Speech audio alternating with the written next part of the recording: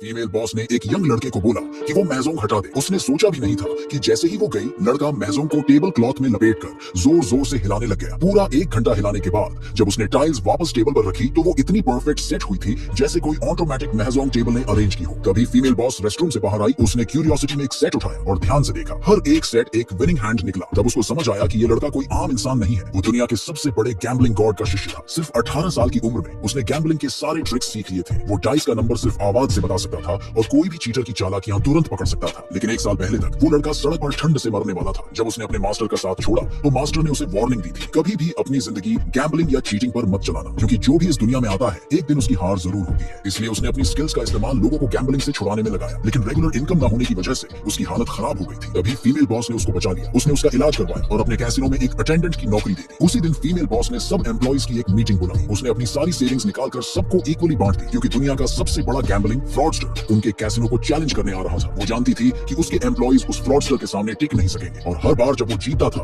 उस कैसीनो को बंद करना पड़ता था। ये सुनते ही सब एम्प्लॉइज ने पैसे लेने से मना कर दिया। फीमेल बॉस के एहसान के बदले सबने मिलकर कैसीनो के साथ खड़े रहने का फैसला किया। तभी यंग लड़का आगे आया। उसने $3000 उठाए और अपनी पॉकेट में डाल दी। सब लोग गुस्से में थे। उस लड़के को एहसान फरामोश बोल रहे थे। अगर फीमेल बॉस ने उसे बचाया ना होता तो आज वो जिंदा भी ना होता। लेकिन किसी को अंदाजा भी नहीं था कि यही $3000 आगे चलकर फीमेल बॉस और कैसीनो को बचाने की चाबी बनेगा। उधर वो बदनाम गैम्बलर पूरे $20 करोड़ कैश लेकर पहुंचा। फीमेल बॉस ने चैलेंज एक्सेप्ट कर लिया। जब उसने सुना कि गैम्बलर ने अनलिमिटेड स्टेक्स वाली पोकर गेम खेलने की डिमांड की है तो उसने अपने 2 आदमी भेजे उसे हराने के लिए। गेम शुरू हुआ। कार्ड कटिंग के दौरान गैम्बलर ने चोरी से कुछ कार्ड अपनी स्लीव में छुपा लिए। उसकी टेक्निक इतनी एडवांस थी कि कोई पकड़ ही नहीं सकता था। लेकिन वो यंग लड़का जो पास खड़ा था उसने सब देख लिया। जैसे जैसे गेम बढ़ी, गैम्बलर ने पूरे कॉन्फिडेंस के साथ ऑल इन कर दिया। पूरा रूम शॉक में चला गया। पहले तो फीमेल बॉस के आदमियों को अपनी हाथों पर भरोसा था, लेकिन गैम्बलर की प्रेजेंस ने उन्हें डरा दिया। उनकी झिझक देखकर गैम्बलर ठंडी हंसी हंसा। उसने बिल्कुल सही उनके कार्ड्स का अंदाजा लगाया और ये तक हिंट दिया कि उसका हाथ उनसे भी कमजोर है। फिर भी दोनों हिम्मत नहीं जुटा पाए। सोच विचार कर उन्होंने फोल्ड कर दिया। लेकिन जैसे ही उन्होंने देखा कि गैम्बलर का हाथ सच में उनसे कमजोर था, उनके चेहरे उतर गए। गैम्बलर हंस पड़ा। तुम लोग तो मेरे सामने टिक ही नहीं सकते। ये कहकर उसने फीमेल बॉस को कैसीनो बंद करने की सलाह दी। अगला राउंड शुरू हुआ। अब की बार गैम्बलर खुद कार्ड्स शफल करने लगा। बहुत चालाकी से उसने अपने लिए सबसे स्ट्रॉन्ग हैंड सेट कर लिया। फिर बिना देरी किए उसने फिर से ऑल इन कर दिया। अगर किसी के पास मुझसे बेहतर हाथ हुआ तो मैं हार मान लूंगा। फीमेल बॉस के एक आदमी ने अपने कार्ड्स देखे और पूरी तरह कॉन्फिडेंट हो गया। मैंने पहले भी इस गैम्बलर की शफलिंग टेक्निक देखी है, उसने कहा। मुझे पता है, इसने अपने लिए 3 एस सेट किए हैं। इसका साथी 3 किंग्स पकड़कर बैठा था। अगर दोनों साथ में अपने हाथ खोलते